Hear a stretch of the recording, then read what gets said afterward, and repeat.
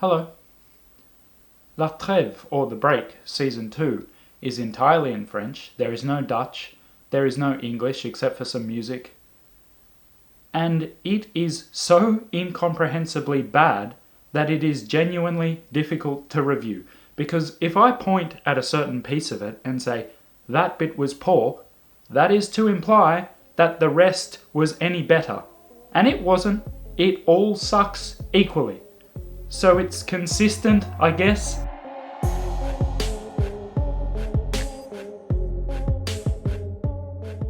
So let's try and do this. We have the two heroes, Johan and Yasmina, back for the second series. And the more I learn about this series, the more I realise that either the writers just phoned it in big time, or they have no idea what they're doing. Neither would surprise me really, and I'm not sure which is worse. But, case in point, the two main characters for this series are just named after the actors. Now, there are valid reasons for doing that. I get that there can be good reasons to do it. But in this case, I'm quite sure it's more a matter of the writers just saying, should we give them names that maybe somehow contribute to the story? Maybe they mean something in another language, or they sound like a word that means something to the story. No. Let's just name them after the actors. In fact, all the subtleties of writing, such as parallel experiences, thematic consistency, showing rather than telling, anything that one might be introduced to in high school creative writing, are concepts completely lost on these writers. So we end up with things like characters named after the actors, because pourquoi pas? But another of at least 5 more mind-blowingly simple decisions is that the plot, if you can call it a plot, is consistently summarized for us by a voiceover from the news. Now, again, voiceover is a concept that I think can be used well, but in this case, I wholeheartedly agree with the portrayal of Robert McKee from the movie adaptation. God help you if you use voiceover, people. God help you. That's flaccid, sloppy writing. They don't even bother going to the effort of showing someone turning on a radio or listening to the news while they're driving their car. No, it's literally just a voiceover for our benefit. And get this, the news could not sound any less like a real news report if it tried. The news does not say stuff like, this police mistake means that the accused could see release by the end of the day. No. It doesn't. It's not technically possible. But even if it were, that is not how the news would talk about it. And if your plot can be summarized that easily, it's probably a good sign that it's shit. In fact, if I were to teach this team of creators, I guess, how to write a crime series, and I'm not saying I know how, but I can muster up something a little bit better than this, then I would have to start at the basics. The real basics, like sequence of events, time and place. There's one scene where Johan is watching a conversation from afar, and he's been saying how much time is of the essence, like they're really in a hurry and they need to move fast. And the conversation he's spying on clearly shouldn't take more than a few minutes. It's not a meeting. But then we see some stuff that might take an hour or two in between that, and then it cuts back to him watching the same conversation, and you just think, have they been there all day? It's just an editing thing, but it's so obvious that these editors don't know how that's going to look to people who haven't seen it before. Consistency of genre is another thing that this team understands about as well as a dog from New Zealand understands Icelandic. That is, they can't understand it because they're not aware that it's a thing. So to them, it's perfectly fine to have random paranormal stuff show up in the middle of an otherwise real-world mystery. That decision, as bizarre as it was, didn't surprise me at all, because it's clear to me that these writers think that a story can go however they want it to go. It sounds logical, because they're the writers, but that's not how real writing works.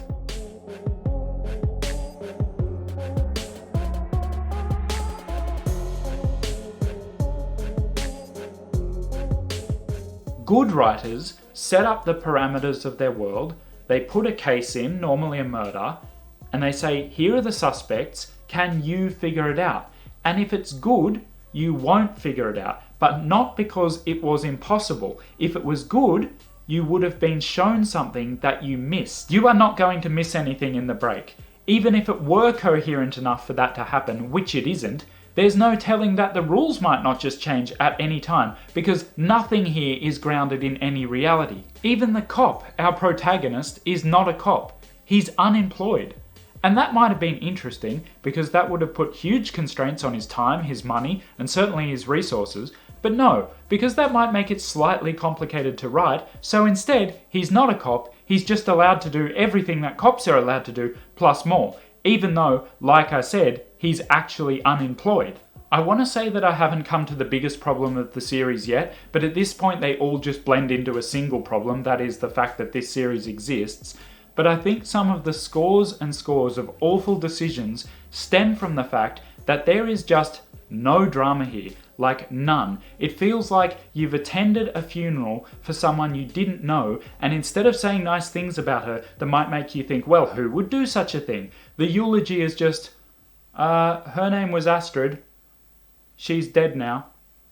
There's coffee over there. I can think of stories in which there's a victim whom we don't really care about, and it does work. But those stories are so much more developed in their auxiliary features that they're not really comparable. The least that this series could have done was to give us a murder that we care about. But no, we don't even get that. Then there are some suspects, such as the deceased's sister and brother-in-law, whose character traits are so inconsistent and, worst of all, irrelevant. These writers do not understand relevance. And to be fair, it is difficult to explain, so allow me to try. We'll take the Green Mile as an example. In the Green Mile, you could argue that there are only two characters who matter, Paul Edgecombe and John Coffey. Now, a lesser story would just have the other characters there to break up the monotony, but the Green Mile is a masterpiece, so instead they form a complex web which would need to significantly change shape if you were to remove one of the characters or even a single event. For example, Paul's bladder infection. It's not just a piece of colour, it's not just a detail. It affects the story, as does almost every character, so that if you removed any one of them, you would have to completely rewrite the script.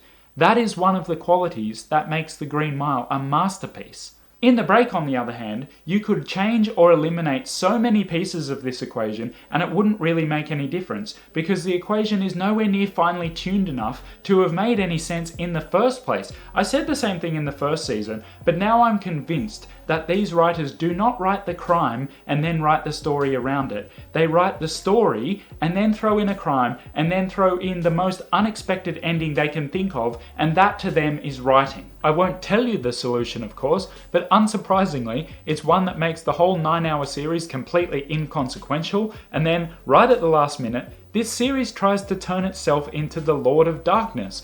All the most pathetic attempts I've seen of plot points that try to be dark and fail come from seasons 1 and 2 of The Break. I didn't even touch on another laughable attempt at sexual depravity that this season tries to depict. It's hilariously dumb, but the most pathetic attempt I saw was in the last part of this series. It was so dumb, and you just want to say, La Trêve, stop. You're not Scandinavian, you're not dark, you're not David Fincher. Belgium, just stick to Fries and Eurovision, because this attempt at being noir is not working. This series isn't even nice to look at. There is no visual style here whatsoever. Everything is so well lit and evenly colour balanced. If the dialogue wasn't so crap, you would forget that you were watching a TV show and not a documentary. And this is coming from a guy whose job it is to take photos of boring things in a boring way. And I have more fun at work than I do watching the cinematography here. I'm not joking. To give you an idea of how strong the effect of blandness is, when I started watching Blackspot immediately after this, which is hardly a Monet or anything, the visuals were actually striking. For the first 2 episodes, I was like, whoa, that's right, this is what it's like to watch a series when the DP actually does their job. But what is most amazing to me about La Trêve is that people are taken in by it. I'm reading reviews on IMDb thinking, who is writing this shit?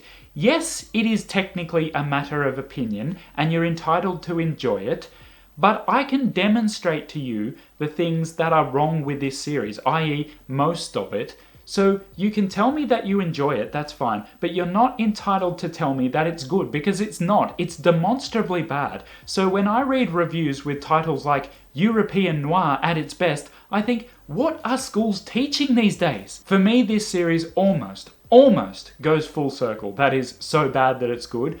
I didn't even get into a ton of other dumb stuff that was here because quite frankly the day wears on.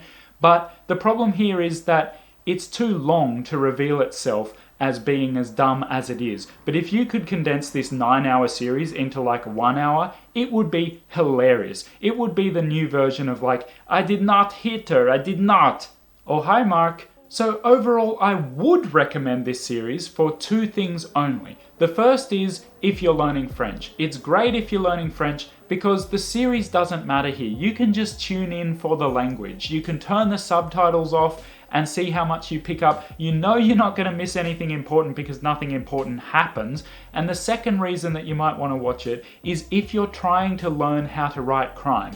Just for laughs, do a compare and contrast between this and say The Bridge or The Missing. What's interesting to me about The Break is that theoretically all the elements of a good crime series are there, but it's exceedingly obvious that they have just gone through a checklist of elements to a crime series without thinking about how each element relates to each other.